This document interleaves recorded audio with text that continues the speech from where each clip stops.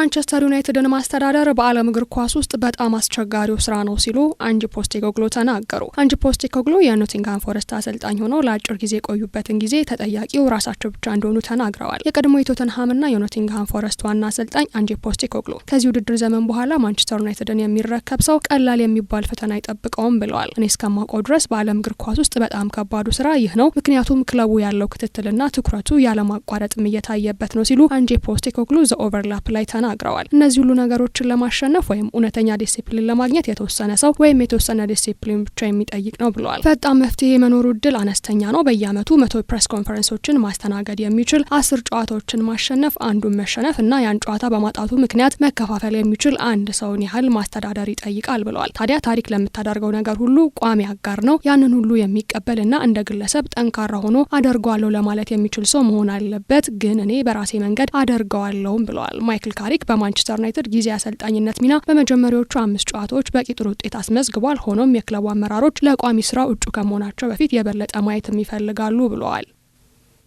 የሰሜን ለንደኑ ክለብ ቶተንሃም በሚሊዮን የሚቆጠር ወጪ ዋና ዋና ስፖንሰሮቹን ሊያጣ ነው። ቶተንሃሞች ከዋና ዋና ስፖንሰሮቻቸው አንዱን ሊያጡ ነው። ይህም ክለቡን በ10 ሚሊዮን ፓውንድ ሊያስወጣ ይችላል ሲል ዘ ቴሌግራፍ ዘግቧል። የረጅም ጊዜ አጋር የሆነው ስፐርስ በፕሪሚየር ሊግ ውስጥ ይቀጥል አይቀጥል በውድድር ዘመኑ መጨረሻ ላይ ትብብሩን ለማቆም ወስኗልም ተብሏል። የስፖንሰሩን ስም በሚስጥር ድንጋጌዎች ምክንያትም አልተገለጸም። ቶተንሃም ውሳኔውን በተመለከተ መረጃው እንደደረሰው ምንጮችም ይናገራሉ። ይህም ውሳኔ በፕሪሚየር ሊጉ ለሁለተኛ ተከታታይ የውድድር ዘመን አሳዛኝ ውጤቶች በሜዳ ና የስታዲየም ውስጥ መጥፎ ድባብ እንዲሁም ዳንኤል ሌቪ ከክለቡ ሊቀመንበርነት ከለቀቁ በኋላ የአመራር ክፍተት እንደተፈጠረ ምንጮች ተናግረዋል። ሪፖርቱ እንደሚያመለክተው ቢያንስ አንድ የቀረው ስፖንሰር በውድድር ዘመኑ መጨረሻ ላይ ውሉን እንደማያድስም ተጠቁሟል። ሌላኛው ደግሞ ከዚህ ውድድር ዘመን በኋላ አጋርነቱን መቀጠል አለመቀጠሉን አሁንም እያሰበበት ነው ተብሏል።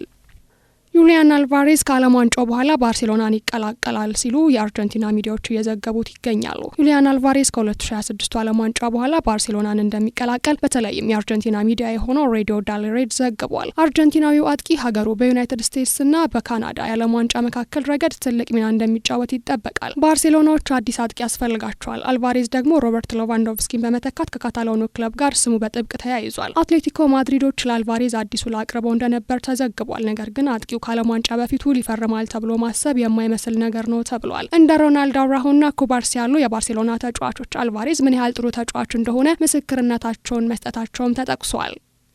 ካርሎ አንቸሎቲ ከዓለም ዋንጫው በፊት የብራዚልን ኮንትራት ለማራዘም ዝግጁ መሆናቸውን አረጋግጠዋል። ካርሎ አንቸሎቲ የብራዚል ዋና አሰልጣኝ የሆኑት በግንቦት ወር 2025 ቢሆንም አሁን ግን ብራዚልን በዚህ ክረምት ወደ ዓለም ዋንጫ ከማምራቱ በፊትም ቢሆን አሁን ያለውን ውል ለማራዘም ተዘጋጅተዋል። ከብራዚል ጋር ለ4 ዓመታት አድሳለሁ ብዬ አስባለሁ። አዲስ ስራ ነው፣ በጣም ወድጄዋለሁ ሲሉ ካርሎ አንቸሎቲ ለመገናኛ ብዙኃን ተናግረዋል። አንቸሎቲ በእግር ኳስ ታሪክ ውስጥ በጣም ስኬታማ ከሆኑ አሰልጣኞች መካከል አንዱ ሲሆኑ በአውሮፓ ውስጥ ያሉትን 5 ታላላቅ ሊጎች በማሰልጠን እና በማሸነፍ ረገድም በጣም ስኬታማው ሰው ናቸው። ሆኖም ግን ይህ በብሔራዊ ቡድን አመራር ውስጥ የመጀመሪያ ፍልሚያቸው ሲሆን ጣሊያናዊው አሰልጣኝ ብራዚል ሌላ ዓለም ዋንጫ እንድታሸንፍ እንደሚረዱም ይጠበቃል።